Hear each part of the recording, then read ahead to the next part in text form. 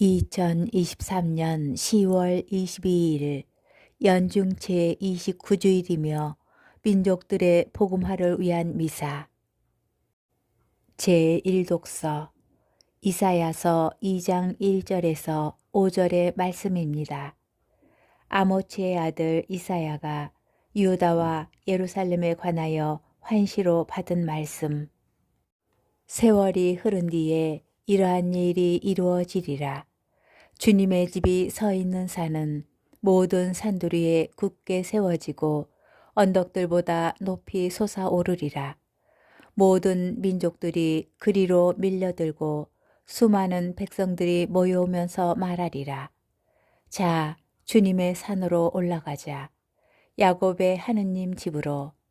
그러면 그분께서 당신의 길을 우리에게 가르치시어 우리가 그분의 길을 걷게 되리라.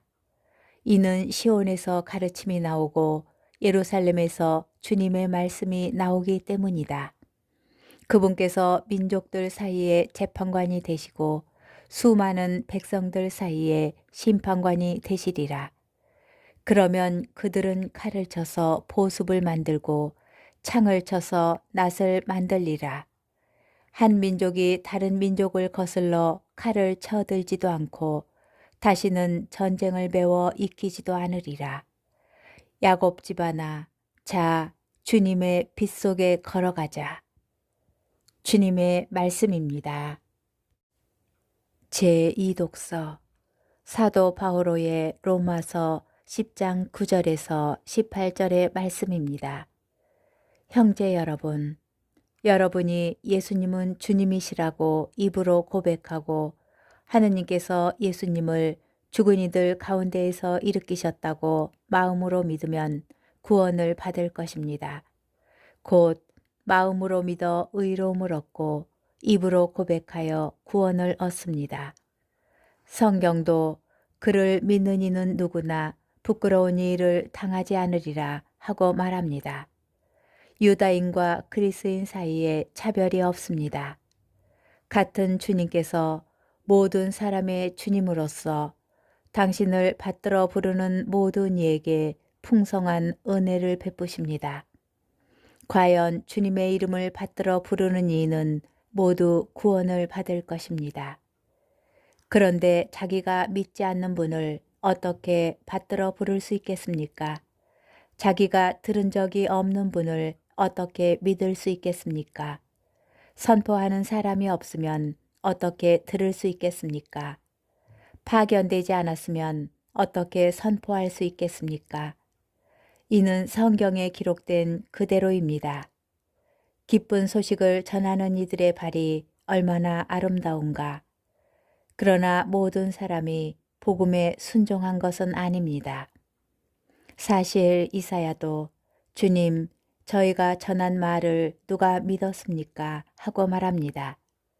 그러므로 믿음은 들음에서 오고 들음은 그리스도의 말씀으로 이루어집니다. 그러나 나는 묻습니다. 그들이 들은 적이 없다는 것입니까? 물론 들었습니다. 그들의 소리는 온 땅으로, 그들의 말은 누리 끝까지 퍼져나갔다. 주님의 말씀입니다. 복음, 마테오복음 28장 16절에서 20절의 말씀입니다. 그때의 11 제자는 갈릴레아로 떠나 예수님께서 분부하신 산으로 갔다. 그들은 예수님을 뵙고 엎드려 경배하였다. 그러나 더러는 의심하였다. 예수님께서는 그들에게 다가가 이르셨다. 나는 하늘과 땅의 모든 권한을 받았다. 그러므로 너희는 가서 모든 민족들을 제자로 삼아 아버지와 아들과 성령의 이름으로 세례를 주고 내가 너희에게 명령한 모든 것을 가르쳐 지키게 하여라. 보라, 내가 세상 끝날까지 언제나 너희와 함께 있겠다. 주님의 말씀입니다. 오늘의 묵상. 오늘 복음의 중심 주제는 선교입니다. 선교는 부활하신 예수님께서 제자들에게 부여하신 마지막 지상 사명입니다. 마테오 복음서 저자는 제자들이 수행하여야 하는 선교의 내용을 제자로 만들다는 뜻의 그리스말 동사 마테테우요로 설명하고 있습니다. 이 동사의 명사형은 제자를 뜻하는 마테테스인데 마테오 복음서에서는 예수님의 12 제자를 가리키는 용어로 사용됩니다. 그러나 예수님의 부활 사건 이후 파견된 제자들로 말미암아 예수님의 제자가 된 이들에게까지 확대 적용됩니다.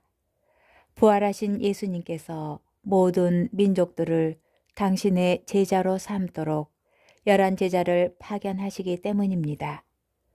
임마누엘이신 주님의 명령과 약속을 통하여 구원의 기쁜 소식, 곧 복음은 지역과 민족의 장벽을 넘어 선포됩니다.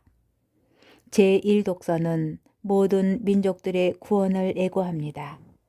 이사야 예언자는 이방 민족들이 하나님께서 머무시는 시온산의 성전으로 모여와 하느님을 경배하고 그곳에서 토라와 주님의 말씀을 배울 것이라고 예언합니다. 하느님께서는 모든 민족들을 다스리는 심판관으로서 이방 민족을 무력으로 제압하시지 않고 당신의 길을 가르치시어 민족들 사이에 평화를 보증하실 것입니다. 이스라엘은 모든 민족들의 구원을 위한 하느님의 계획에 참여하도록 초대됩니다.